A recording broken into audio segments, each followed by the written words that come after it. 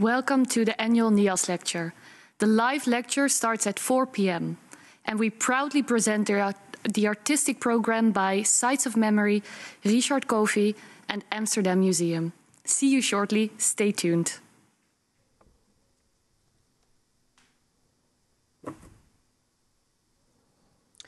We are here to listen to the voices of the people that lived in Amsterdam, known as the Black community of the 17th century.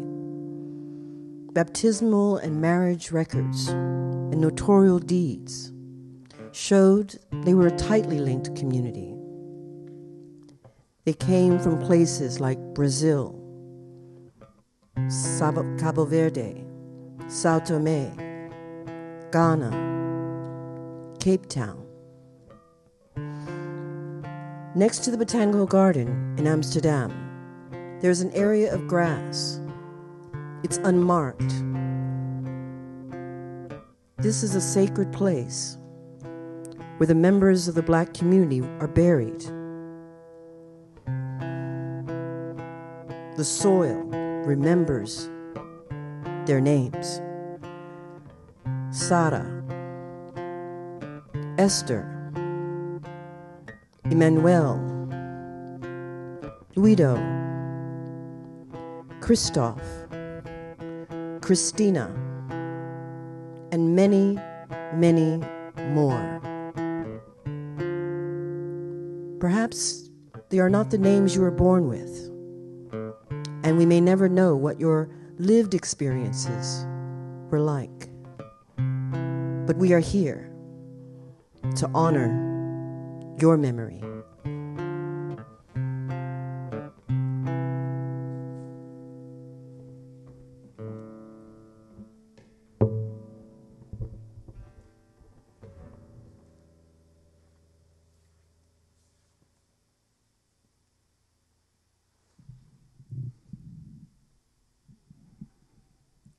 In the middle, in the middle, in the middle of this city, under this green, green grass, this was the place you were seen last. Time buried your body, covered you in the past. We are here now to make your memory at long last, at long last, at long last, at long last.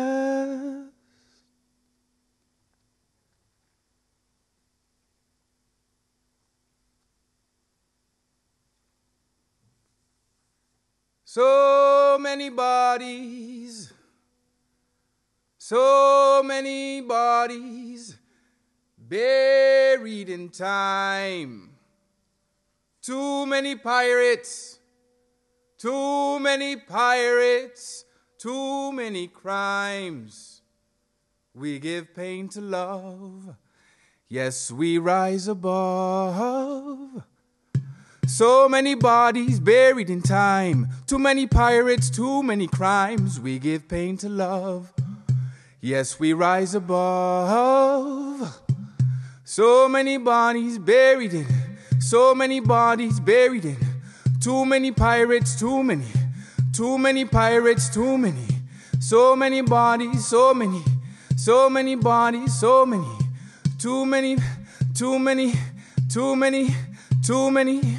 So many bodies buried in time. Too many pirates, too many crimes. We give pain to love, yes, we rise above. You count time. We celebrate the birth of new stars in the night sky.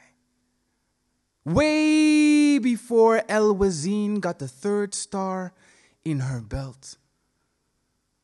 Remembering is reconstructing. The foundations of my family that are baked into the clay of this land and present in this body. This body is not a box, built to be carried by someone who thinks it is empty. The space in between my heart and my soul is an endless gallery, filled with the art of my humanity, in harmony with the living. We make ways with our feet at Hurikwajo. No more silence, our voices in our tears, receiving the not knowing. The transparent is a comfort. Our bodies hold stories that want to be told. We are exactly where need be, collecting the elements of change. If your glory is connected to violence, do not repeat.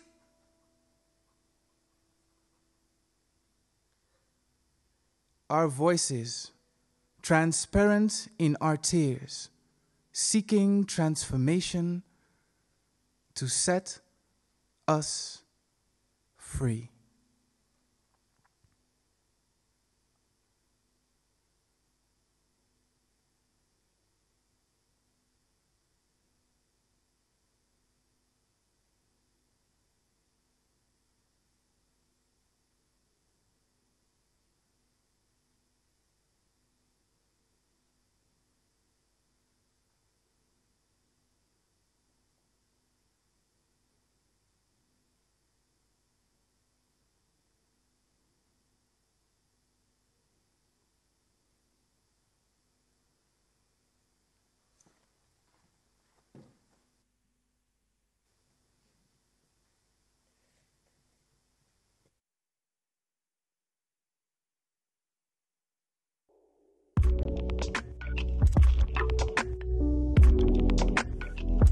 We staan hier in de tentoonstelling Refresh Amsterdam, een tentoonstelling over stadscultuur.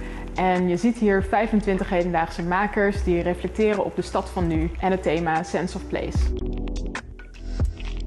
Sense of Place gaat over mensen en hoe zij zich voelen in de stad. Kunnen zij zich er thuis voelen? Wat betekent Amsterdam voor hen?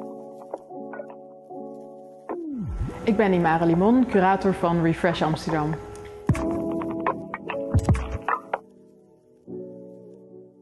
Aan het begin van het jaar hebben we een open call uitgezet waarbij hedendaagse makers konden reageren op het thema Sense of Place. En zij konden een voorstel indienen en daaruit hebben we er 25 geselecteerd. Ja, de open call was, kom met een goed plan. Kom gewoon met een goed plan over jouw werk, over jouw stad, over de wereld waarin je leeft. Het mag schuren, het mag alle kanten op bewegen. Open blik. Ik ben Raquel van Haver, kunstenaar, schilder. Ik maak collages, ik maak tekeningen.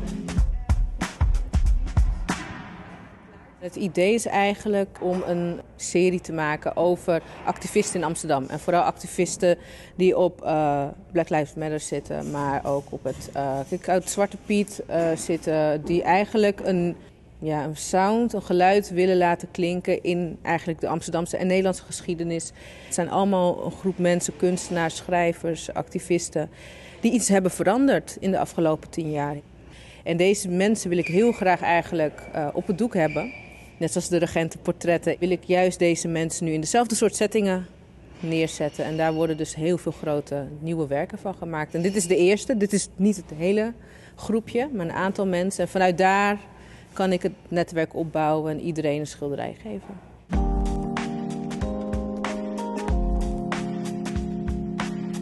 Ik ben Tirso Marta en ik ben beeldende kunstenaar van beroep.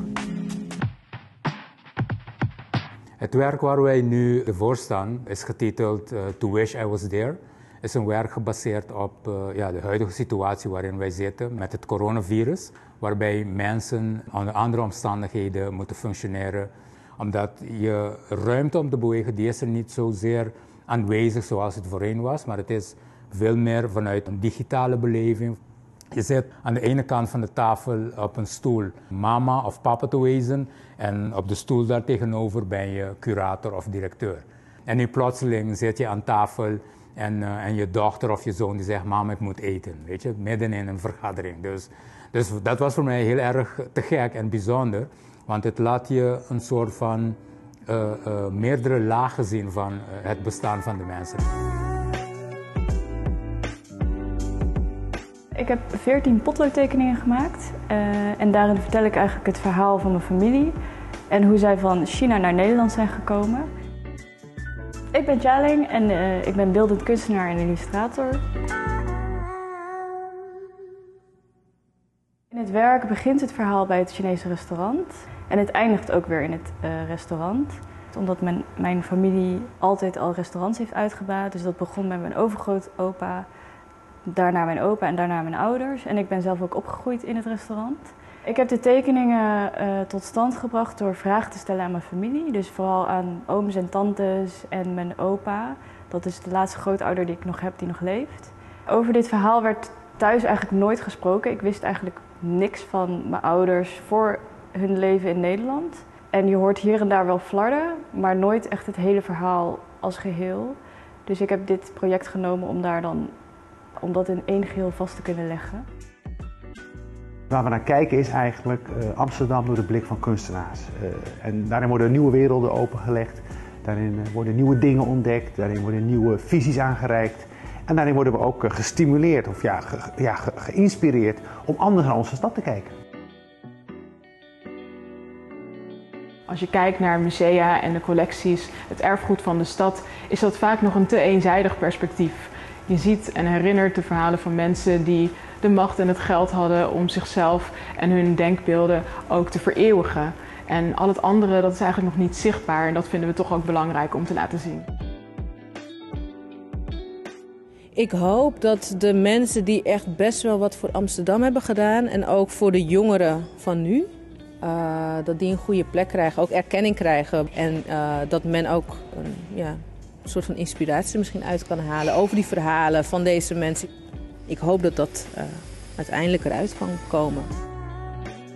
Ik hoop met dit project eigenlijk dat mensen ook herkenning kunnen vinden. Want het is een heel persoonlijk verhaal. Maar ik denk dat er heel veel universele thema's in te vinden zijn. Zoals je ergens thuis willen voelen, het zorgen voor je kinderen of een bestaan willen opbouwen.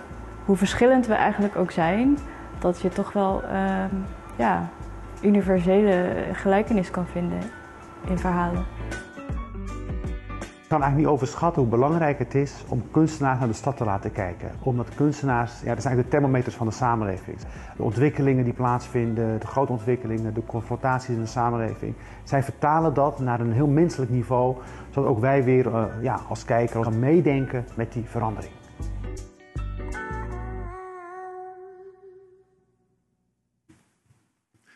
It started with a conversation between me and my barber. His name is Ems, my name is Richard Kofi, and the location for this conversation was the Eagle Hair Design Barbershop in de Hommelsestraat in my hometown Arnhem.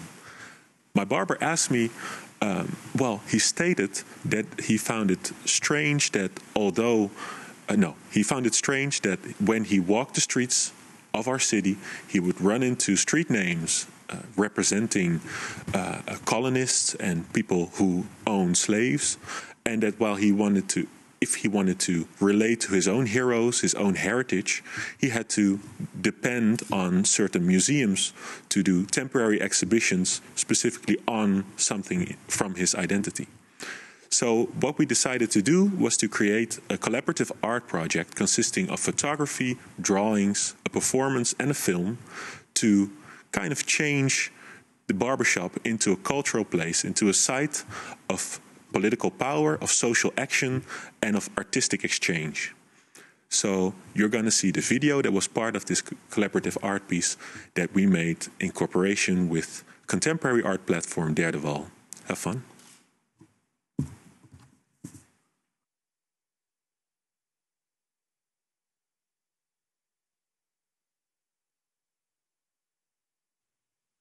And can you understand the struggle if you never lived on edge along the boundaries? I mean, we see the cracks, but then we're bound to see. Cause we've been living here for minutes now. Where the streets are full of light, but the block is always darker than a night. Calls out murder to the moon cause no one's listening. Listening? These whispers are as loud as black boys throwing pounds against the wall, full pockets jingling and laughter cutting through the tangle with the sound of sirens that offer anthems to their movements, straight to the jail from school. But the stories are a madness though. Remember playing red letter on hot summer's days, darting in and out of blocks to get back to home base. Do you remember water fights and football in the cage? Remember that one time man them said that K had grenades? Yeah, I wouldn't put it past you, brother, you know. You know them yard men are brave. Remember slaughter around the back and waiting time for a fade, sitting in the barbershop with no idea what they were saying, just nodding my head and praying they weren't talking to me.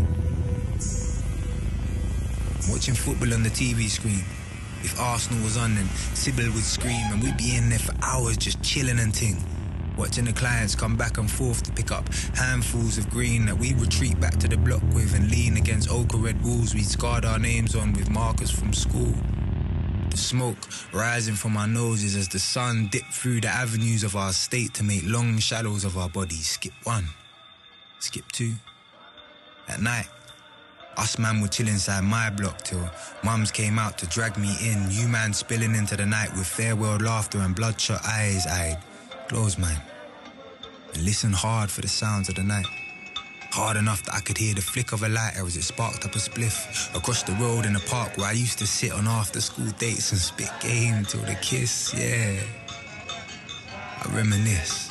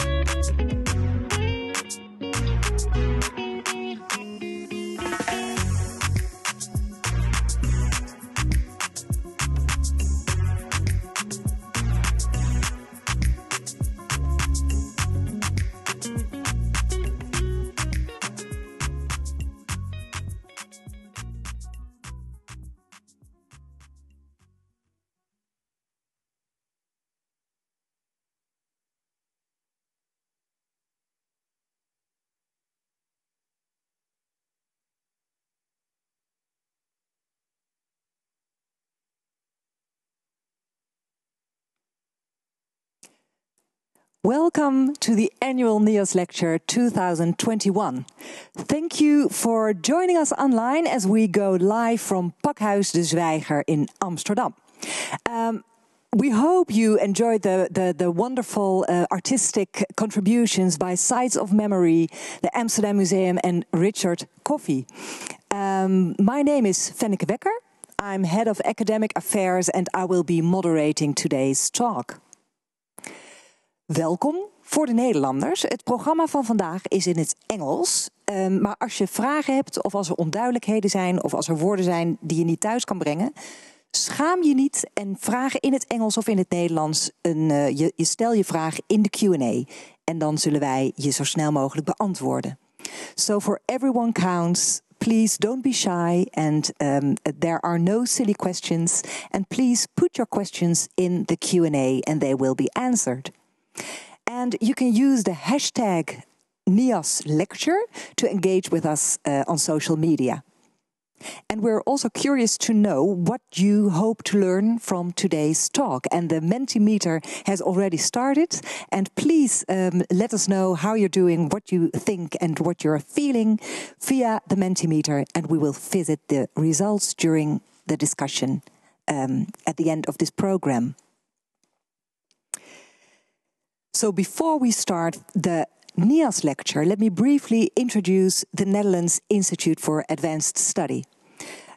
Nias is an international institute where every year, a group of about 50 scholars, artists, journalists and writers come together to work on their own independent research project in a collaborative environment.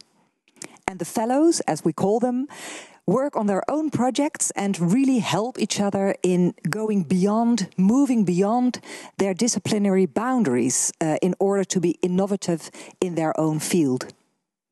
And this interdisciplinary, collective and collaborative learning is key to what Nias stands for. And that is also why we are here today with the annual Nias lecture, but we also organize monthly Nias talks.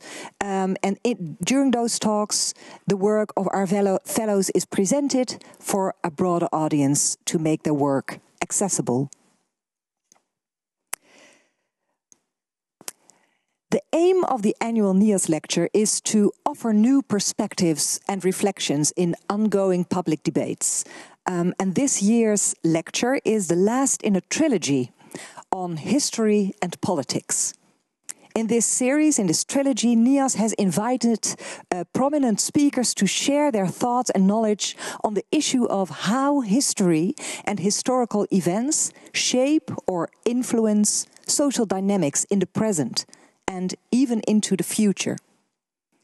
Today's talk, entitled An Imagined Past, the Politics of History Making, specifically focuses on how historical narratives, how stories that we tell ourselves and that we learn from our history books are used and perhaps misused to include and exclude certain groups from belonging to the nation state. And by discussing issues like these, Nias wants to contribute towards a meaningful and constructive discussion in our society today. Today we have three wonderful speakers, and we are very proud to present them. The first speaker of today will be Jennifer Tosh.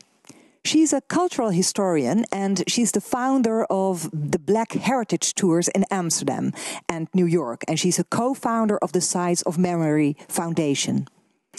She co-authored books on Black heritage in Amsterdam and the Netherlands, which are mentioned in the program book that you have received digitally.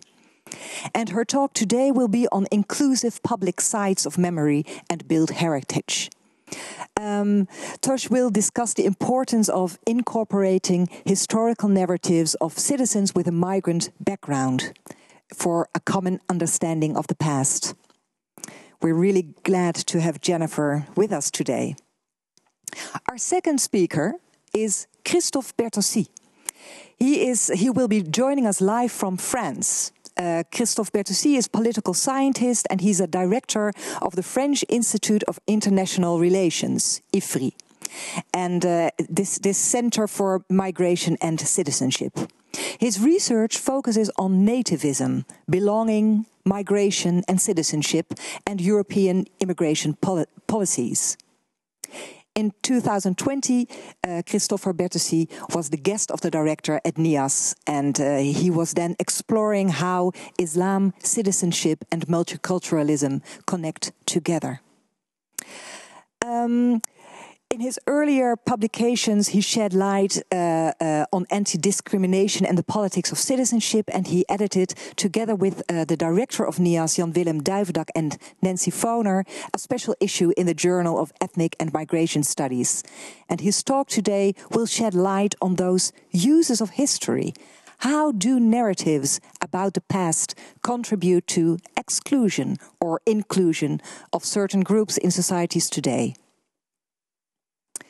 Finally, and not the least, we will have the mayor of Amsterdam, Femke Halsema, talking with us.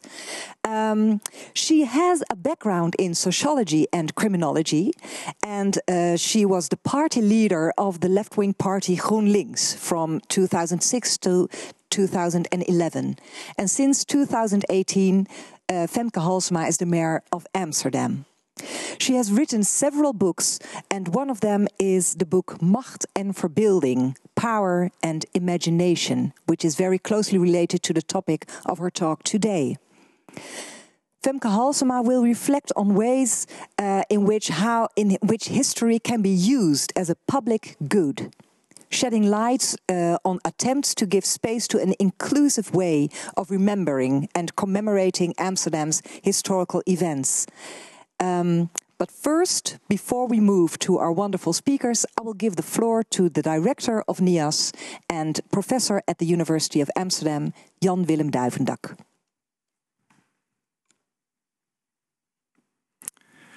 Allow me to start with a personal professional experience from the past year. As some of you might know, it was recently discovered that the municipality of Amsterdam had a special committee until the early 1960s that tried to prevent homosexuals and lesbians working at the municipality. Since this was known, the question was raised whether this happened elsewhere in the Netherlands as well. I was involved in this research carried out by the Verwij Jonker Institute. The results, soon to be published, show that not many cities have had such special committees. The reason was not that gays and lesbians were welcome at those municipalities, but the exact opposite. It was so unimaginable that gays and lesbians would work for the government and apply for a job. Their existence was so unspeakable, onbestaanbaar in Dutch, that in most cities separate committees were not even considered. Amongst the researchers, we discussed what conclusions to draw, if any, in terms of public acknowledgement of these terrible wrongdoings. And should we recommend a public apology or even ask for compensation? Not many of us researchers were in favor of anything like that. And while preparing my notes for today, I started wondering, why not? And what does it tell about the past or present, that an apology for centuries of anti-gay discrimination did not seem to make much sense or hold value in our eyes? My provisional answer would be that it actually tells us more about the present than the past. The situation for many LGBTQ people in the Netherlands has dramatically improved and is almost incomparable to the past. The present feels as a break with that past, not as a continuation. Well, let me nuance this. For me, as a gay, white, middle-class man, I am in the luxury position not to be marginalized today. For me, it's now almost unimaginable that people like me were unspeakable of half a century ago. First conclusion, in this case, progress exists. We might say that it is common in the Netherlands to embrace sexual and gender equality, at least at the discursive level, and to feel a sense of disbelief about the wrongdoings of the past. Some politicians even rewrite the past as if the Dutch have always been gender and sexual progressive. But there is still a world to win. Although the situation has improved, this society is still deeply heteronormative. And there is discrimination and violence against gays and lesbians every day. Not to speak about their situation almost everywhere around the world. Second conclusion, perhaps the COC, who advocates LGBTQ rights in the Netherlands, should ask for apologies after all. How do systems of exclusion of the past play out in societies today? This is one of the topics we aim to explore during this annual Nias lecture. As much as there is a connection between the homophobia of the past in the Netherlands and anti-gay violence today, there is also an undeniable link between the extreme racial sufferings inflicted during colonialism and slavery and the systemic discrimination of today. It's not just that there is continuity in racism and white supremacism regarding Afro-Dutch people, be it in more covert forms than during the colonial era.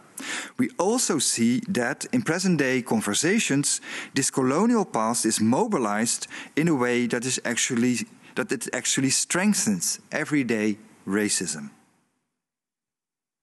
The past has become the battlefield of the present. In particularly the radical right, permanently in a nostalgic mood, particularly the radical right wants to be proud of the Dutch colonial past. Their emphasis on the glory of the Dutch past seems related to how these radical right groups define themselves in the here and now. As natives of the country, their dominant position seems justified because of their historical belonging. Their past needs to be glorious in order for their position to sustain in the present. Their claim is thus not so much about the past, it is about the present. It basically tells Afro-Dutch citizens that their side of history is by no means as important as the imagined heroic past of the white Dutch.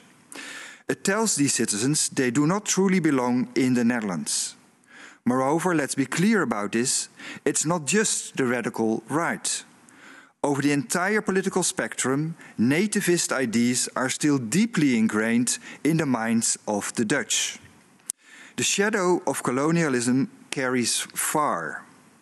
Data show that 50% of the Dutch are still proud of their former empire, a figure far higher than that of the British or the French. What does research teach us about countering these exclusionary workings of the past? Overcoming systemic discrimination asks for double change, to do justice to the past and to the present. It's important to add new perspectives to the past, to deepen our knowledge about our history of colonization and slavery, to do justice to the facts. I remain a scholar after all. But doing justice to the past also implies that we look for a shared evaluation of our collective past. As long as one part of Dutch society claims to be proud on a history that made others suffer for its glory, the past will never come to a close. Moreover, it's not just about doing justice to the past for its own sake. It's necessary to look into our stories about the past because they tell us more about the present than the past. They affect people and the dynamics between them in the present fundamentally. These stories impact all of us. While some may claim that their historical heroes of the colonial past should be honored again, others strongly feel it's about time to tear down those statues of Dutch slave traders from their pedestal. People on both sides can be shocked and sometimes outraged by the unwillingness of the others to acknowledge their version of the past. Coming to a shared understanding is therefore easier said than done.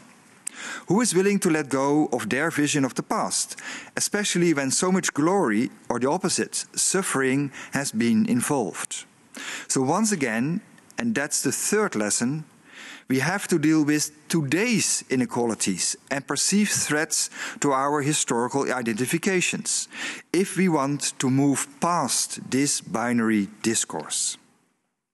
Today's three speakers will discuss these forms of doing justice to the past and the present, or more precisely, how stories about the past affect us living together in the present. Jennifer Tosh will shed a new light on the past and emphasize the necessity of a common understanding of that past. Christophe Bertosi will show how narratives about the past, even the ones with the best intentions, can contribute to forms of exclusion in the present. While our mayor, Femke Halsema, will reflect on ways in which dealing with the past may help to overcome the schisms of today.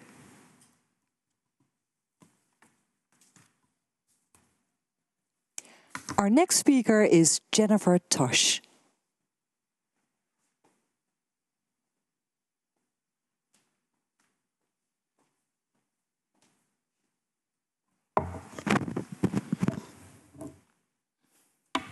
Welcome, everyone.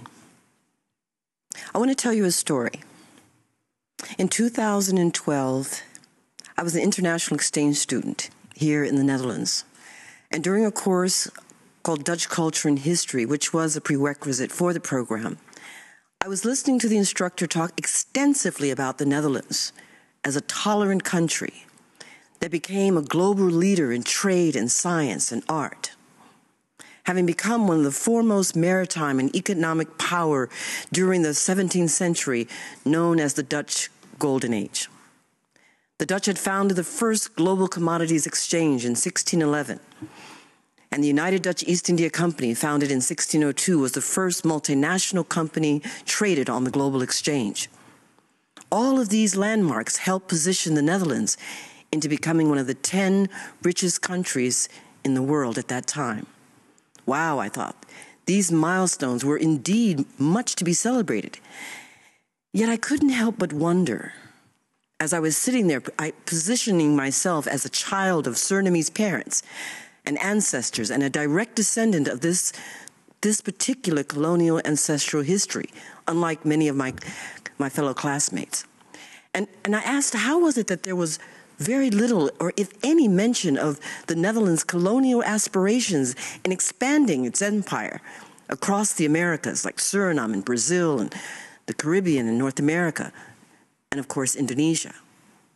How is it possible, I thought, to speak about the greatness of the so-called Golden Age and all the wealth that it produced for the Netherlands without also mentioning the wars on indigenous people around the world, the invasion and occupation of their lands, or without mentioning slavery, or only as something that happened far away, or talking about the forced labor of the enslaved that cultivated these products that the Dutch society and Europe as a whole consumed and were sold in the exchanges, or about the early black presence in history that was, I thought, rendered non-existent. I was told there was none, not until independence of Suriname. These questions and many others formed the basis of my research and further inquiry that led me to develop the Black Heritage Tours in Amsterdam in 2013. It has served me as a platform to explore this earliest black presence in the built heritage, canal houses, national monuments, and museums. I want you to know that my intention really was to shift the gaze, to centralize our hidden histories and herstories, to make them more visible, at the same time while deconstructing the notion of the Dutch dominant narrative. It would be later in my studies at the University of Amsterdam, I was inspired by the ideas presented by Pierre Nora, his concept of le lieu de mémoire, places of memory, that reflects really the nation state's default in terms of its commemoration and remembrance. It focuses on this dominant narrative, primarily in the built heritage from a French context, but at the same time, I was trying to apply that to the Netherlands. And again, more questions: whose memories are centered? Whose are considered relevant to be included in this dominant narrative? And whose memories are not? So the images you see now show, on one hand, a representation of this idea of the national identity, collective memories, the replica of the Dutch East India ship outside the Scheepvaart Museum, the Dutch royal family's golden carriage, the timpan on the palace of the Dam, Black Pete, World War II, and of course, on the other hand, other more stereotypical Dutch cultural elements like tulips and clogs and windmills. But I want to explore with you for a moment, what is this Dutch dominant narrative? What do we really mean by it? I want you to think of it as a way of being, a way of thinking and operating in the world. I'll give you some examples in my experience. Some about the attitudes towards race. One of the things I heard repeatedly was, we are colorblind, we being the Dutch society.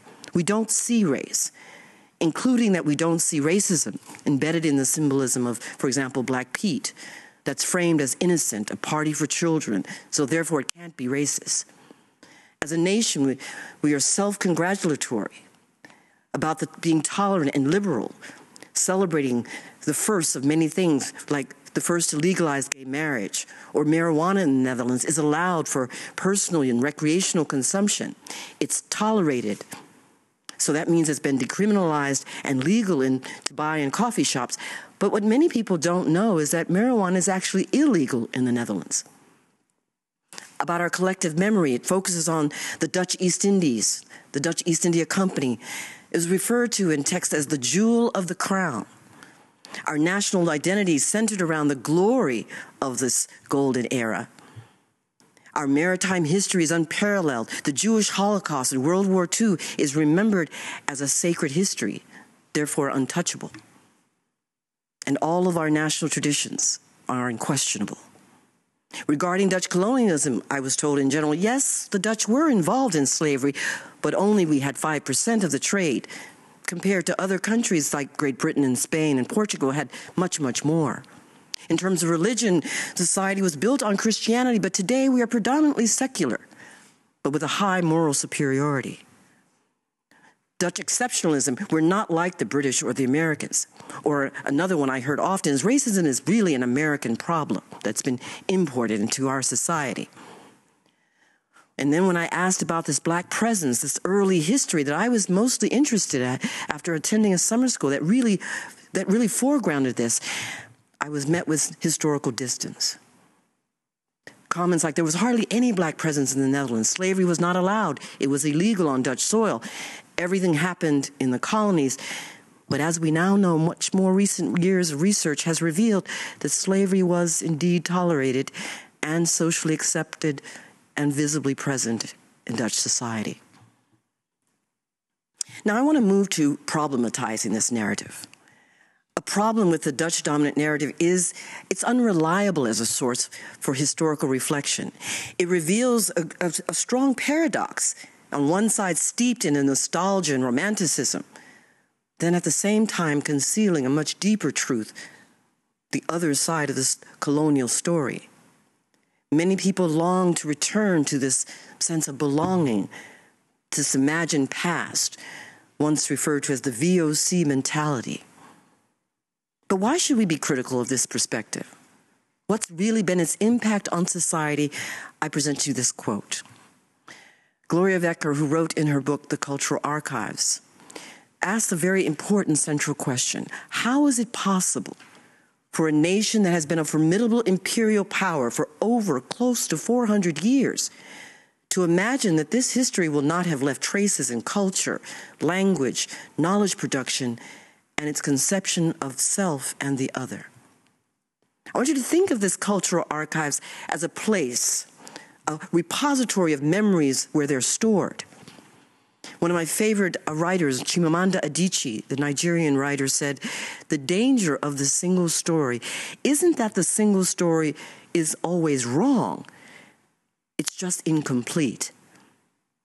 And ultimately, it dispossesses a whole group of people. And most important to think about is that over time, what can happen if it's uncontested? That one story becomes the only story. Now, in this next slide, I want you to really look at these images. These are examples of what this cultural archive and how it's still visible in our built heritage, in our city. It's still alive in the art and, again, houses and gable stones, statues, monuments, street names, national buildings. Part of the tour that I do is to really peel back the layers of these symbols and add meaning. Again, I want to quote Professor Wekker, Dutch culture developed in many ways as a colonial culture, and the traces are still very present in contemporary society. This is our unfinished business, to release the past from this stronghold.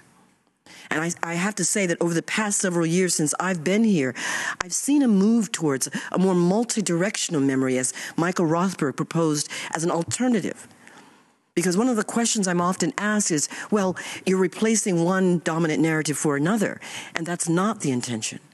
Because without demonizing one history or victimizing the other, without competing memories, we can build on how these various historical narratives and this municipality of ideas can and should coexist.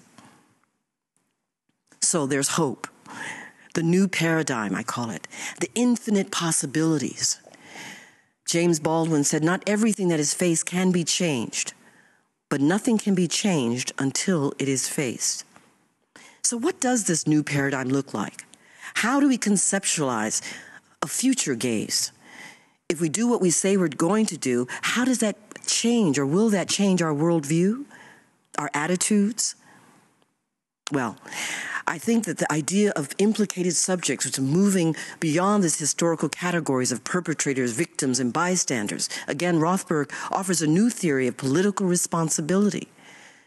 To the figure of the implicated subject, it builds on this previous comparative transnational multidirectional memory framework to speak about interconnections and show how confronting our own implication in difficult histories can lead to new forms of national identity and international solidarity, like what we saw in the solidarity protests around the murder of George Floyd. It's important to view this through an intersectional lens. Race, gender, and sexuality, or again, we risk the danger of repeating ourselves, or worse, creating new forms of historical violence and forgetting. By shifting the gaze, again, this new way of looking at our built heritage, at our memories, of our history, listening to and acknowledging that these new narratives, these different perspectives or ways of producing knowledge, we've seen just already infiltrating spaces, redefining national identity, and what does it mean when we talk about our collective memories? So what is the future gaze? I mean, this next set of slides, this kaleidoscope of images, this is what gives me hope. It displays examples of this new paradigm already in progress. Institutions like the Black Archives, new exhibitions like Black in Rembrandt's Time. Anton de Kalm has been added to the Dutch canon. Astrid Roemer, the award that she recently received, a national award for her writing. The Decolonizing the Museum projects. Sylvana Simons, elected to Parliament, starting the first to start her own political party by Ain. Wow. Black Lives Matter in the Netherlands, connected around the world. New narratives, knowledge production, sites of memory, mapping slavery, and of course the Black Heritage Tours. This is just a short list, and examples of new ways of producing knowledge, engaging with history that's already happening now. It's moving beyond tolerating one another to acceptance and embracing our values and differences. Instead of reproducing the dominant narrative, we're creating new narratives. We embrace traditions of oral history, new ways of storytelling, using performance, ongoing activism, national and global solidarity, where diversity and inclusion also means justice and equity. From non-racist to actively anti-racist, from progressive control to shared power, where the politics of history-making becomes a new form of history democracy. There are infinite possibilities, and I believe we're only limited by our imagination and the fear that we often have of losing some of these outdated definitions of who we are. I want to close with a poem that I hope that you will see as a call to action. How does one tell impossible stories? Stories about women, children, and men, bearing the names that deface and disfigure, about the words exchanged between captives, freedom seekers, self-emancipated, warriors, and their descendants. Words that were never recorded in the archives, the appeals and prayers and secrets that were never uttered because no one was there to receive them. In the few minutes I had with you today, my intention was both to tell just a few of these impossible stories and to amplify the impossibility of their telling, to make our hidden histories more visible. My intention wasn't anything as miraculous as trying to recover the lives of the enslaved or redeeming the dead, but yet to honor them.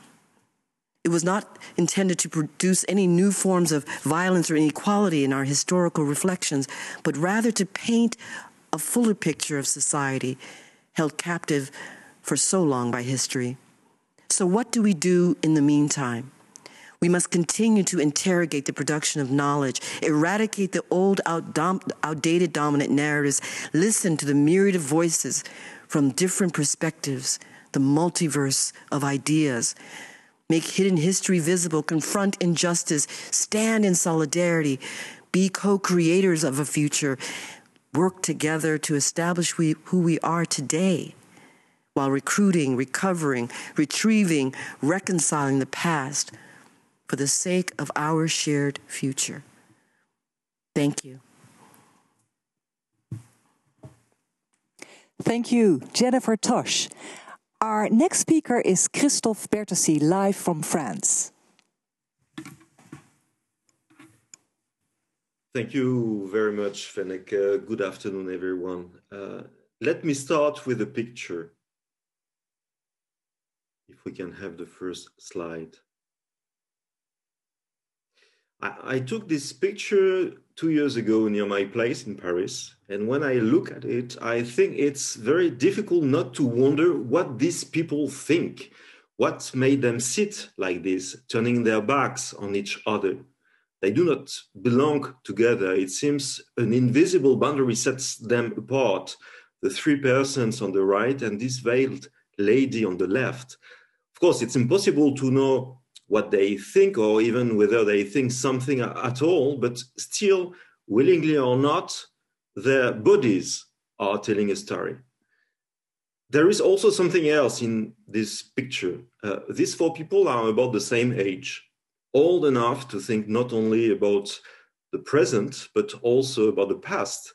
And I mean about their lived personal pasts, as well as the wider collective past of a society, including the history of immigration, the history of colonization and decolonization. So what we see in this picture is not only a story of a boundary setting people apart, it's also a story about how the past is present in the present. The past is present in this peculiar way these four decided to sit on their bench. It weighs in this picture, but how? And this is what I would like to address in my talk. I believe my perspective can complement what Jennifer has just said. My claim is that, of course, we need to unveil and restore aspects of the past that have been hidden behind the walls of the selective forgetting of the past.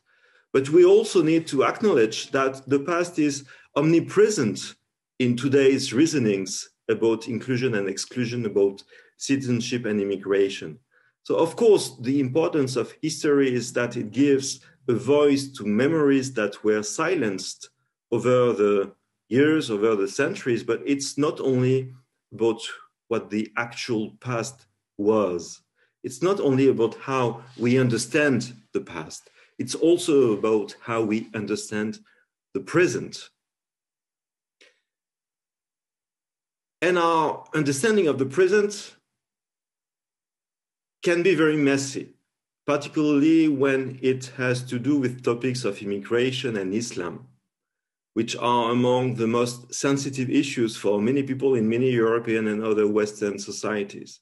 We are told so many different narratives about immigration and multiculturalism that it's very difficult to grasp the actual meaning of each of these narratives. And I try to give a sense of that messy feeling with that collage of images, which as a whole is very difficult to decipher, but that still remains extremely impactful, despite, or even more probably precisely because they are difficult to decipher. The present, it's so difficult to decipher because of the existence of many different layers. History is one dimension of how we perceive these layers. Amidst these layers, our perceptions of the past can include, but they also can exclude persons or group of persons. So history is important because it plays a central role today in excluding certain groups on the basis of how we see them fit or not to belong to our common history. This emphasizes the extent to which using the past today is driven by considerations from the present time. And this has important moral and political consequences in terms of equality, in terms of inclusion and exclusion. So in order to describe these uses and misuses of the past in contemporary debates about immigration and multiculturalism, Jan Willem Dijvendak and I have coined the notion of historical repertoires in a publication we edited and published last year. In this publication, we define historical repertoires as the elementary grammar about how the past is framed in the present discussions. A grammar about how history is used to evaluate and justify the present. A grammar through which past and present are interwoven. I will show you later some of these historical repertoires at play in different countries we studied with our co-authors in the publication. But before I turn to examples, I would like to explain more precisely what I mean when I say that past and present are woven together in the present. I already said that the past is used to draw cultural and moral boundaries between us and them. More often than not, public discussions about immigration tend to make a distinction between earlier immigration and today's immigration. This distinction is sustained by comparisons between so-called good immigrants, like Italian Americans of earlier times in the US, for example, and today, bad, understand Black or Muslim, maybe, immigrants and their offsprings. Preparing this lecture, I learned, for example, that Dean Martin's real name was Dino Crocetti. And I didn't know that, but discovering that Dean Martin's is Dino Crocetti doesn't change much of Dean Martin's position in the US culture. It can be celebrated still, even by persons who don't necessarily think that immigrants make a positive contribution to a country today. He and Sinatra and others are seen as Americans to be proud of. But immigration today is not always described as something to be proud of, to say the least. So it's a matter of nostalgia, a matter of retrospective and prospective thinking, or to be more precise, a matter of what people think immigrants looked like in the past and the negative attitude towards more recent immigration. However, and this is very important, these judgments about better/yesterday versus worse/today immigrants go far beyond the content of a given narrative about past immigration.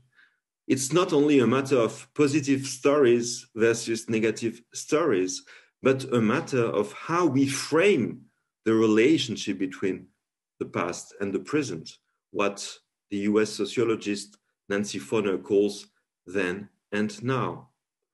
Foner shows that comparisons between then and now run the risk of anachronism. For example, when we compare the position held by racial groups today and those in the early 20th century in the US, the very category of white people is a historical construct, and in the early 20th century, it was far from clear whether Southern and Eastern European immigrants could be recognized as whites at all. I show here an example I found on an Italian website. This is an image that was used as illustration of an article entitled "When We Sicilians Were the Negroes." Quando I negri eravamo noi siciliani. The print you see on the top of the slide shows how Italian immigrants were much disliked in the US in the late 19th century. So earlier immigrants were not seen as white as we see them today. Another problem with the comparison between now and then is that comparing now and then also overemphasizes the illusion of novelty, the illusion of change and rupture. For example, in France, when the so-called new immigrants, that is coming from predominantly Muslim countries, started to be compared in the public discourses of the mid-1980s with previous immigrant populations who had come from Poland and Italy, the issue of immigrant integration started to be framed through this historical comparison as an issue of Islam, that is, as a problem of cultural and moral difference. As a matter of fact, the integration of previous European migrants was a very conflictual process too. Italian and Polish immigrants in early 20th century France were challenged as not secular enough. Another example, which you see on the upper part of the slide, is how Émile Zola, one of the most important names in French literature, was invited to go back home, that is to Italy, because of his defense of Captain Dreyfus during the Dreyfus affair. What you see here is a caricature that was published in 1898 by the anti-Dreyfus newspaper Le Pillory, and the legend reads, since Zola is jeered in France, why wouldn't he go back to his cherished homeland? This is an early instance of nativism that can be compared to today's nativism in Europe, which focuses on Muslims and which is illustrated by this image you can see on the lower part of the slide. There are many instances today where Muslims are asked to leave because they don't belong. But the example of Zola helps us understand that their being Muslim does not explain why Muslims today are framed along nativist discourses. The example also shows us that when we forget how conflictual past immigrant integration was, the result is another emphasis on what appears as a specificity of the conflicts of today, conflicts which are explained in terms of cultural and moral distance. This points to a relationship between uses of the past and the culturalization of citizenship, that is, this transformation of principles of citizenship like equality, inclusiveness, into nationalistic values. And of course, the thicker the values, the more exclusive they are to so-called newcomers. This explains a lot about today's politics of belonging in terms of the so-called multicultural tragedy in a country like the Netherlands, or in terms of secularism, laïcité, in France. So my point is that the matter is not only about what narratives are used about the past, but also, and maybe more importantly, about how the past-present relationship itself is framed. That is a sort of meta-narrative, what we call historical repertoires in the publication with Jan Willem Duivendak, meta-narratives that account for how the past is woven into the present.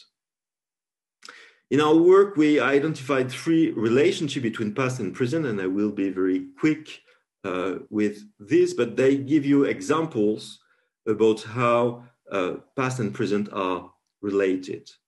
The first, and we need to move to the next slide, the first relationship is what we call perpetual grace. Please click. The second is what we called accomplished progress. Click again. And the third, with the third click, is what we call rebirth now or never. So to be quick, perpetual grace is a frame according to which we as a group have an innate grace compared to others. We have always been like this. Next slide. Yes, that's the one.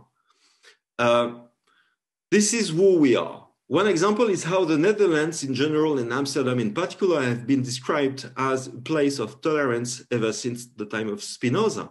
The Dutch innate grace with this example is that they have always been tolerant ever since the 17th century. Another example is how France, for example, is described as the pays des Lumières, the country of enlightenment, based on a specific universalistic conception of the nation. But perpetual grace is not necessarily about inclusion and tolerance. In Germany, it took the form of a German exception related to immigration, with the notion that Germany is not a country of immigration, even if it had already become the main immigration country in Europe. Next slide. The second way to frame the relationship between past and present is what we call accomplished progress. It's different from the first frame in the sense that it emphasizes struggles instead of a trans-historical harmony, but still it highlights the ways these struggles have always been overcome. This is an important dimension, for example, of the construction of the British national history in tension with the post-colonial melancholia on the one hand and a structure of racial inequality in the British society that has to do with the colonial legacy on the other hand. So one way to overcome this tension was the invention of the Anti-Discrimination Agenda in the UK in the 1960s, in a moment described by those who promoted this anti-discrimination agenda as the liberal hour, which referred to the political consensus about the need to fight against discrimination. Next slide, since I have to conclude. The rebirth or now frame is more clearly linked to nativist readings of the past, which sees the future as the possible restoration of an idolized past at the condition we do something now to stop the catastrophe we created ourselves because we have accepted for too long that minority groups and immigrants challenge our values. I think you can see illustration of this with the Brexit in the UK. You can see that in the debates nowadays about Muslim separatism in France, or in how Viktor Orban has framed Hungary as the last battalion, that is where the borders and the lifestyle of Hungarian people are in danger. And now to conclude with an open question, it seems that whereas it would make sense that the more history of immigration is mobilized in the present, the more inclusive debates about present immigration are today, that conclusion, as a fact, is premature. Exclusion is not necessarily linked to a lack of knowledge about the past. It is far more linked to an exclusionary use of the past, irrespective of which narrative of the past is used. A positive narrative of past immigration can still be framed in nativist terms. For example, when we compare the present migrants with the past ones. So it's not simply about being positive about the past or learning lessons from the past.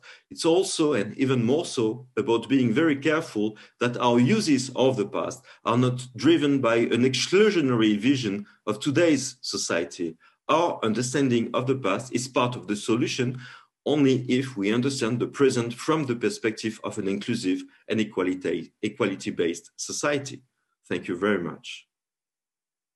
Thank you so much, Christophe Bertesi from France. And now our final speaker is the Mayor of Amsterdam, Femke Halsema. Thank you. Thank you. Good afternoon. On September 14, 1925, an exquisite banquet was held at the Royal Palace at Dam Square, the former City Hall, on the occasion of the 650th anniversary of Amsterdam. The distinguished guests, which included cabinet ministers and industrialists, delivered speeches extolling the glorious history of the city of Amsterdam. The final speaker was Mr. Floor Wieboud, a socialist alderman at the zenith of his power. His speech was titled Tomorrow, and I quote, "I will not go back 650 years, not 50, not even 20. One shall expect no less of me than to speak about tomorrow.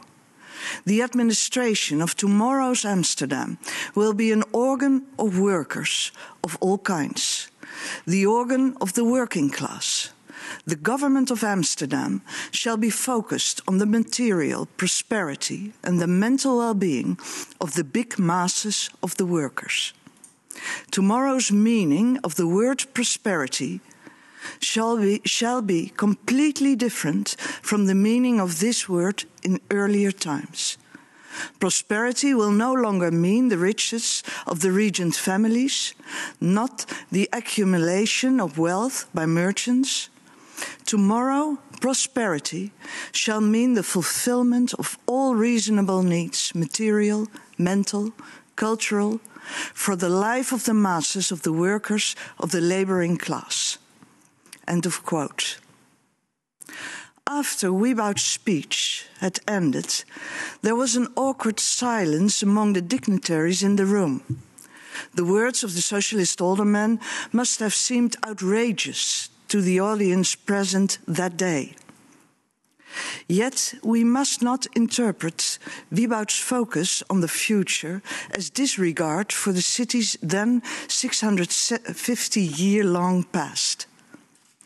At the time of writing his speech, Wieboud also happily supported an enormous historical exhibition that took place as part of the city's anniversary celebrations.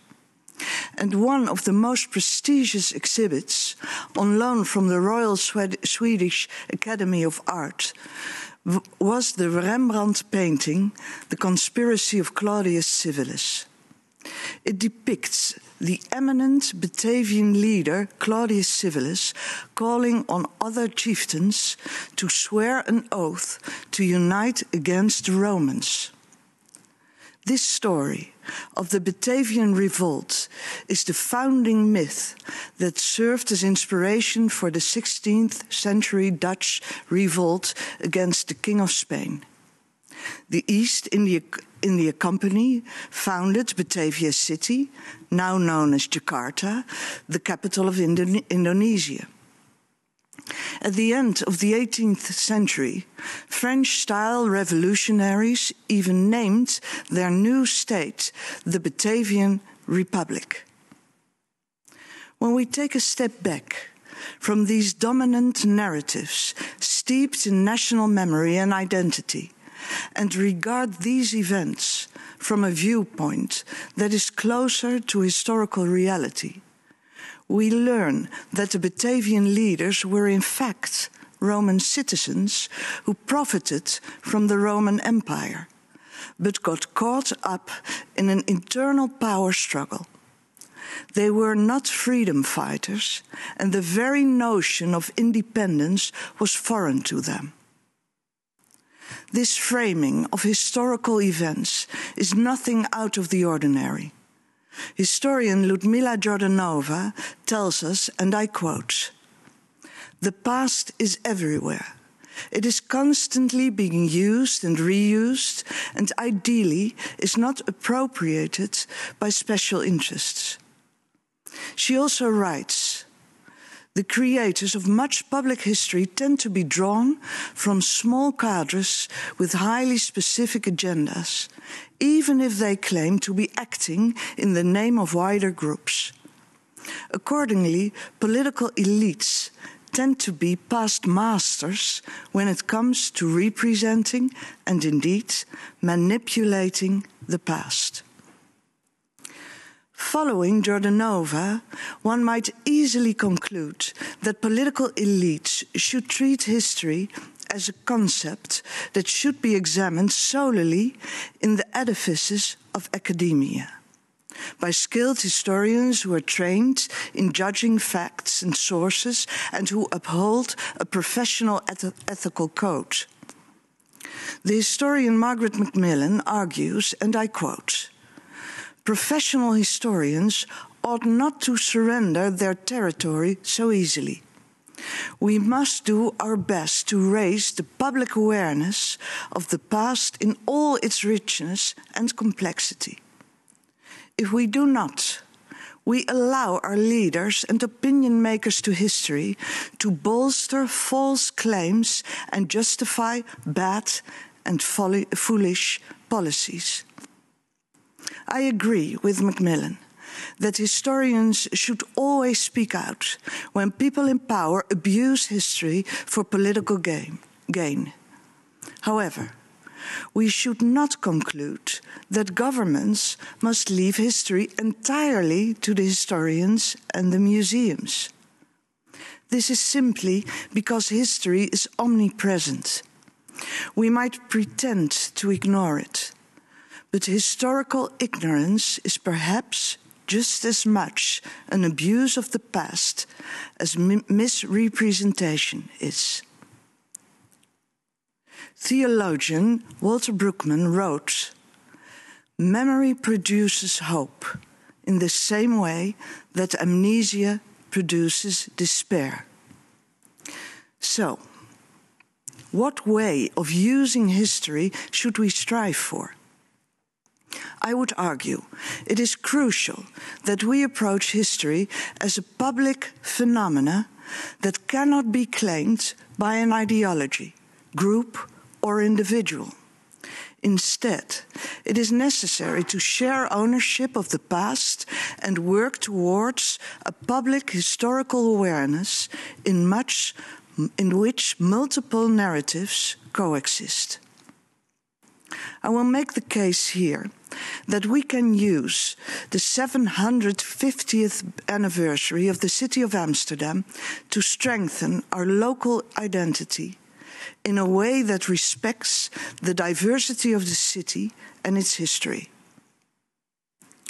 The founding myth of the Dutch people, the Batavian Revolt, is an example of how history was used for the creation of the Dutch nation-state as an imagined community.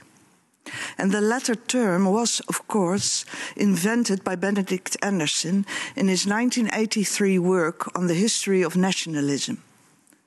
National identity is a product of the imagination, and not in the sense that it is imaginary or unreal, but in the sense that it is constructed from collectively preserved memories, stories that have been told again and again, culturally significant symbols and new traditions. It is clear that in an age of globalization, individualization, and increased migration, national identities struggle to inspire such a sense of belonging, loyalty, and solidarity, especially because national identity is too often framed as a fixed cultural identity, or worse even, as an ethnic identity. And I think it is time to move beyond the perception of an imagined community as a national phenomenon. It is thus no coincidence that in this city, young people, especially those who have roots in other countries, tend to identify themselves as Amsterdammers, rather than as Dutch citizens. So we must build on this local identity to make sure it can complement national Dutch citizenship. A local identity leaves room for people to simultaneously adopt many other collective and individual identities.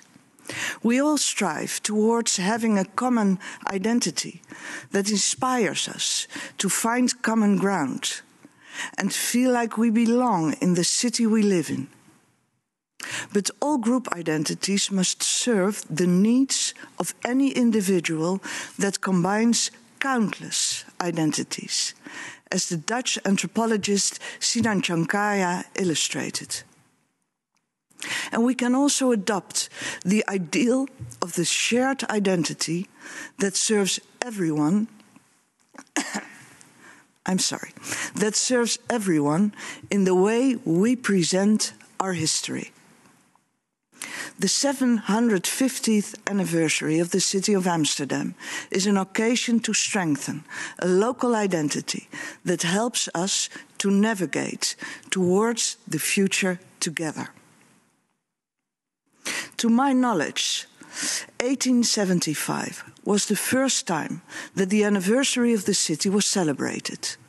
The date was based on the oldest known document to mention Amsterdam, which dates from 1275 and names the people who live nearby the Amsterdam. A group of prominent citizens organized a large-scale exhibition that received a wide audience. 50 years later, in 1925, the moment Wieboud spoke, the occasion was marked by an even bigger and more professionally organized exhibition.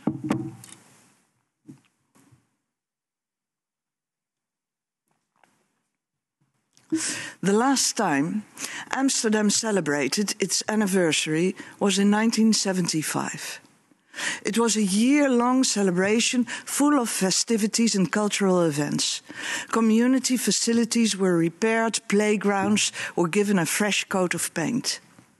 A huge gathering of historical tall ships, the first edition of Sail Amsterdam, reminded visitors of the city's awe-inspiring maritime history. And to top it all off, the city's historical center and its iconic canals were recreated in a miniature version at the Rai Exhibition Center. But as parents were taking their children to see Amsterdam in miniature, the city's government was planning to demolish large parts of the very same historical center that was on display a mere 4 kilometers away. The plans included destroying one of the oldest parts of the city, part of the Nieuwmarkt area, to construct an underground metro and a 4-lane motorway cutting right through the heart of the city. Residents of the area, squatters and heritage protection activists took to the streets in protest. As we now know, these protests unfortunately turned into violent clashes with the police. But they also resulted in a re-evaluation of the city's historical center. Much of the Nieuwmarkt area was saved from destruction, and the city of Amsterdam adopted new plans for urban modernization, which would allow for preserving its historical and architectural heritage. But meanwhile, across the city, at the other end of the planned metro line, new Amsterdammers from Suriname, the Dutch colony that would become an independent nation that same year, organized a small football tournament. Over the years, this event would grow into the Kwaku Festival, a culinary and cultural celebration of the many histories, identities and cultures that make up Amsterdam. And today it has become one of the most widely loved festivals in our city. The organizers of the football tournament lived far away from the city center and its historic canal district.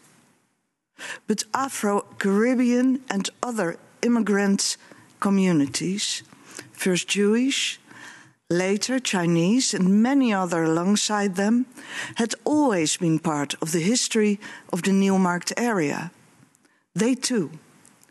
Research by our own city archives has illustrated the presence of an Afro-Atlantic community there that dates back to the 17th century. Even earlier than that, Amsterdam's first Jewish communities arrived in 1610, and almost 300 years later, Chinese immigrants made Amsterdam their home. But in 1975, the history of these groups was hardly celebrated, and also not depicted anywhere in the museums or at the family event in the Rai Exhibition Center. Nor were the stories of the workers at the ship wharves in the north of the city in a constant struggle with poverty, or the laborers in other parts of town, such as Floradorp, Jordaan, or the Pijp, trying to escape their impoverished neighborhoods, or the guest workers from Southern Europe, Turkey, Morocco. Amsterdam has always been a city of social movements, both big and small. In past years, we have seen student protesters occupy university buildings, members of Extinction Rebellion, farmers, Black Lives Matter activists, and anti-lockdown protesters take to the city streets. Local youth ignore social distancing rules to come together in the parks. These are all very different groups, movements and protests. But they all have helped me understand how so often it has been the actions of ordinary people, that have determined the history of our city. At the end of the 19th century, the workers in the Jordaan staged a quite sudden and aggressive revolt, which completely took political elites and officials by surprise. Not long after that, new legislation was introduced that would improve the condition of the workers. And here's another example. Have we ever even considered how different our city would be without women's movement? These movements changed our city for the better. The sociologist Saskia Sassen has written, "Cities are the spaces where those without power get to make a history and a culture. This must be represented in our city's history. These stories of how individual struggles, the histories of those countless identities, have created a city that is in constant flux, constant renewal." The 750th anniversary of Amsterdam provides us with an opportunity to present a refreshed historiography of the city, in which a multiplicity of histories from all groups and communities in the cities are represented. And with intent, I borrow the word refreshed from the latest exhibition of the Amsterdam Museum, which is already providing an example of how to do this.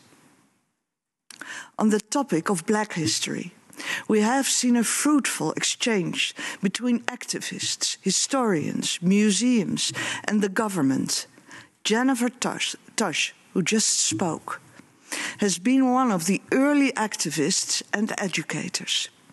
In recent years, the Black archives have proven to be a genuine citizens' historians. They have changed the way other museums and the local government present history. Now we are not only working towards more acknowledgement of the history of slavery, but also the recognition of unjustly forgotten icons of the anti-colonialism and anti-racism movements. I would like to invite historians, activists, artists, and all others who are interested to join us in presenting the history of the unseen people who throughout history have pushed the city forward to unknown futures. If we recall the past and write history in the right way, we can see that the essence of history is just that, change. Rebecca Solnit writes,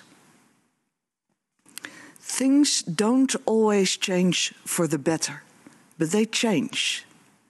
And we can play a role in that change if we act, which is where hope comes in, and memory, the collective memory we call history."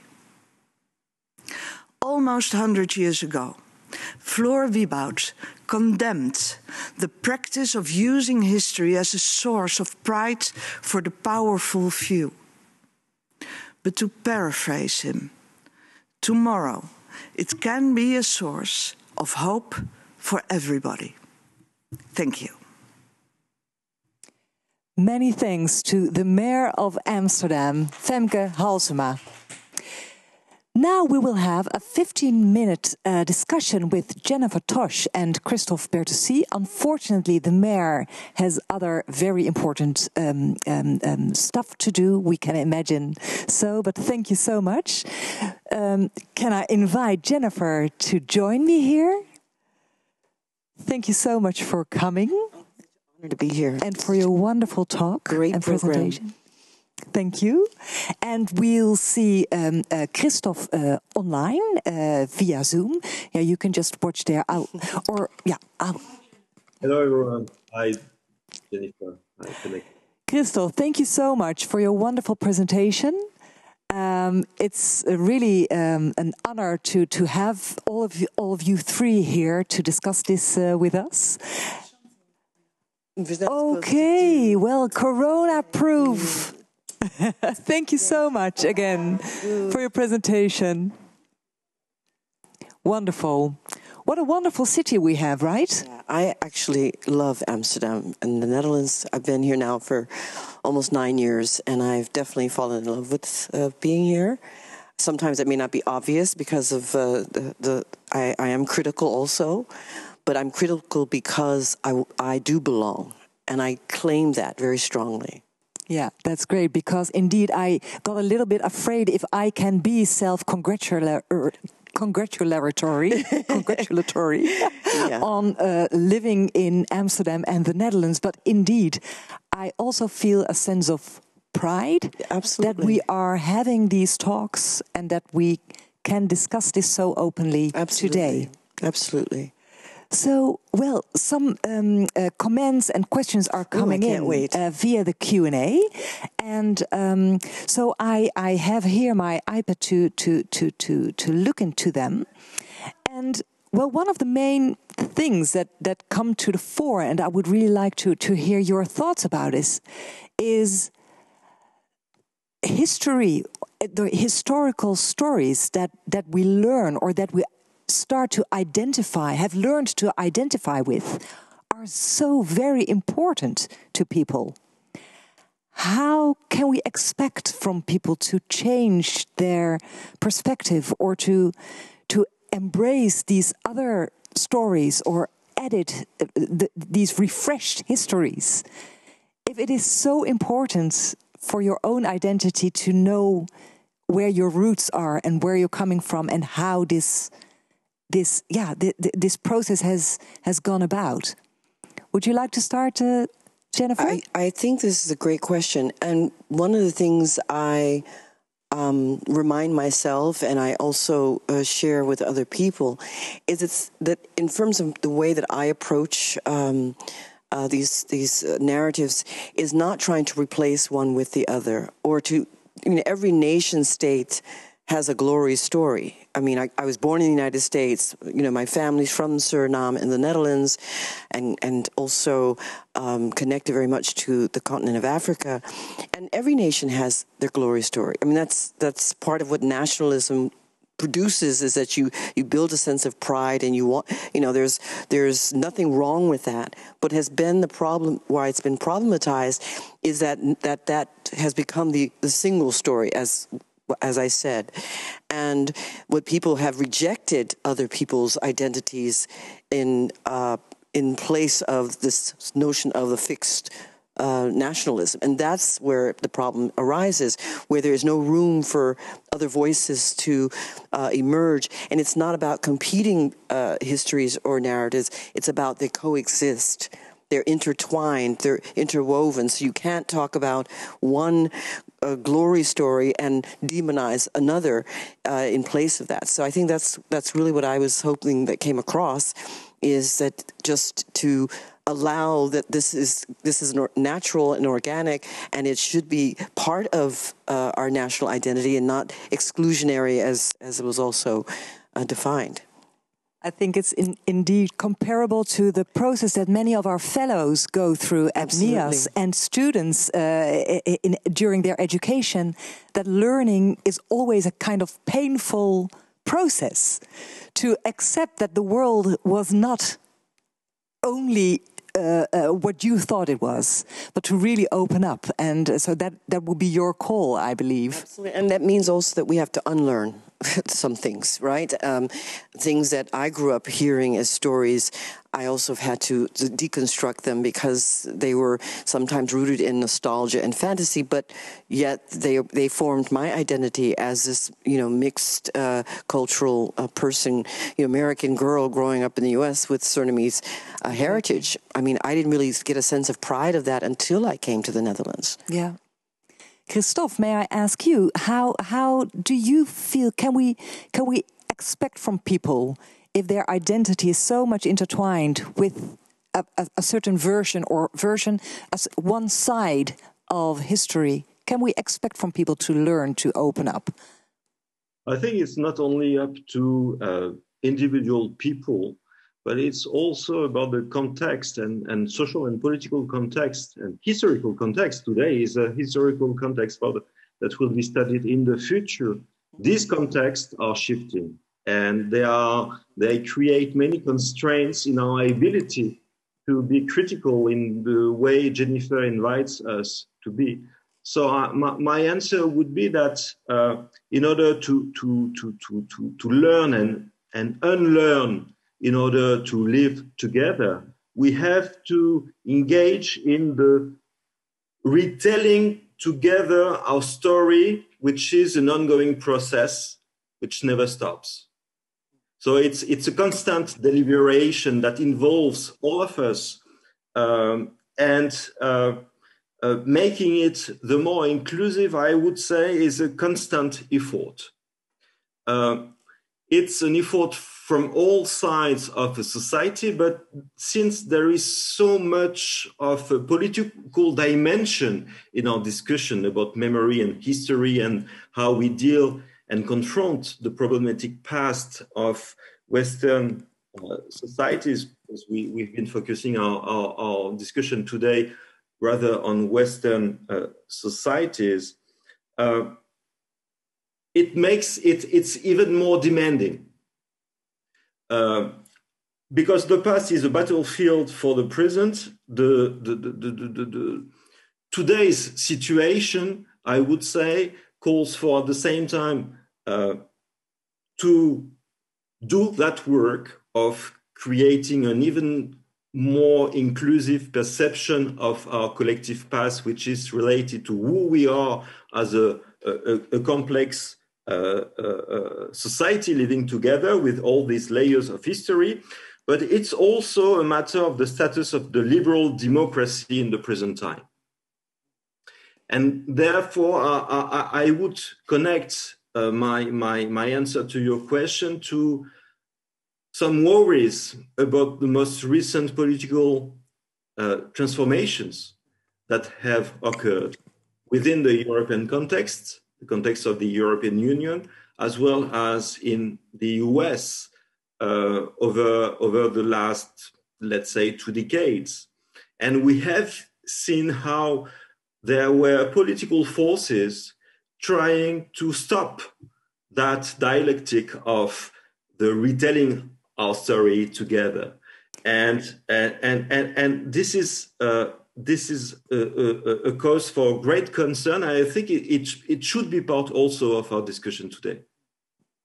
Yeah. So another thing that pops up in the Q&A and also in my mind is the whole idea, and also what the mayor said about that she believes that politicians should be engaged in a way with history. But if we talk about the combination or the relation between politics and history, and the three of you and also Jan Willem Duivendak were talking about the use and misuse or abuse of history in the present, that could also sound a little bit like a kind of conspiracy theory, right? Like there's a complot of people trying to put certain historical facts into the history books and leaving out others just to position themselves or to keep their dominant position. How do you think it's helpful to politicize history in that sense? I don't think that politicizing, if I may answer to the point, because it's directly connected to my first answer. Politicizing further history and memory is not the solution, but we have to face a situation where both are already politicized. So we would like to live in a better world, but the facts is that they are both politicized. History and memory are all about a matter of choice, right? We decide. Some people decide whether we include some part of our past and whether we should exclude some other part of our past. And Jennifer in our talk quoted Pierre Nora, who is a very important French historian who invented this notion of the place of memory, lieu de mémoire. And I thought it was at the same time very important to use this notion of place of memory in our discussion, because it's all about the mobilization of some places of memory to push towards a more inclusive awareness about our past. But Pierre Nora today in the discussion about the French past and French history just got engaged in a discussion about whether we should celebrate Napoleon or the French Commune, because this year is the anniversary of 200 years of the death of Napoleon and 150 years of Le Commune. And Pierre Nora said, and jumped into the discussion, he said, we should choose Napoleon over La Commune. So a professional historian of this importance is engaging in a discussion which is a matter of politics, saying it's Napoleon over the Commune. Thank you, Christophe. Yeah, I would agree. I would echo that in that sense that history is political. If you think about the history of politics itself, it's very selective, right? Politicians use fragments or pieces of history to suit their own agendas. I mean, that's not new. I keep going back to a statement, for example, that the Prime Minister made about returning to the VOC mentality, which was a really strong misuse of historical, but yet very much rooted in this idea of the dominant narrative and that nostalgia and longing for this imagined past that I think that Mayor Halsema spoke about also very beautifully. And I don't know that we can stop that train from happening. I mean, that's part of the beast of politics. But I think where I see the movement shift, or this idea of the shift happening, is that more groups, and we also have to start to interrogate language a lot more in this conversation, because these terms that we've used for so long, the idea of the West. I remember growing up thinking, when I was learning in school about the Middle East, I always used to ask, well, where is that? The middle of what? East of what? Who created the Middle East? So we really have to start to be more aware of the terms and language that we use, and how that also reinforces this notion of the politics of history. Yeah. So we're all guilty of this, and this is why I think we're talking about why it's so important to unlearn and to really think about these categories carefully. Very clear. Thank you so much. Unfortunately, we have to wrap up because the time flies when you're having such great discussions. Just one or two sentences on your main takeaway from today. Christophe, what is your main takeaway from this lecture? It's very difficult to answer your question, of course. It's very intimidating. But I'd say at the same time a call for hope in the future, but also a call for extreme vigilance in the way history is used and abused, because we are going through difficult time, and history is part of the solution, but our conception of the present is also part of the solution, and we should find positive ways to go forward towards a more inclusive society. Thank you so much, Christophe, and also for being with us today. Jennifer, your final words. Yes, I agree with Christophe. It's hard to put that in a few words, but I think two things that really, for me, that resonated about today is that we were all had the future in mind, right? I talk about, not to be cliche, but the future. What is the future for the past? And that I think we're all negotiating that every day in the work that we do. I am so deeply honored to be at the center of this movement with many of my friends and colleagues who are watching us today, who have influenced my thinking and also my work in ways I can't even count. And I think the other takeaway is that we all asked in our own way the question, what are we willing to do? What are we willing to give up? The structures of knowing, of knowledge that we sometimes hold on to for fear of loss of the sense of self. I think that is an open question that I have taken away from today, and all the possibilities that have been presented. There's no excuses. That's what I'm left with. There are no excuses. Yeah. Everyone can do something. And I think that's an important takeaway. Thank you so much, Jennifer, also for your participation today. Well, I think my main takeaway is something Christophe also said in his talk, that exclusion is not solved with creating a more inclusive history. That is something that really struck me, that there is a lot of work still to do, but let's start with creating a more inclusive history starting today. And thank you so much for your contribution. Thank you. Thank you, Femke Halsema, if you're still watching. And I would like to thank you all at home for joining us today. I would like to thank Pakhuis de Zwijger. I would like very much to thank Maction Events for the great organization of this event, and all the other people who have helped to create this event today. Jan Willem Duivendak for your speech, and yes. And Sites of Memory, the Richard Koffie, and the Amsterdam Museum, of course. Thank you all so much. You have registered for this annual Nias lecture, so that might mean that you are interested to keep yourself posted on our future events. In June, we will have a conference, a 3-day conference on belonging. Please make sure you sign up. We have some wonderful speakers there and many panels, so be involved. And you will receive a digital memory box of this day with some of the lectures and all nice gadgets. So please keep engaged, keep involved, and keep the collective learning going. Thank you all so much, and see you another time.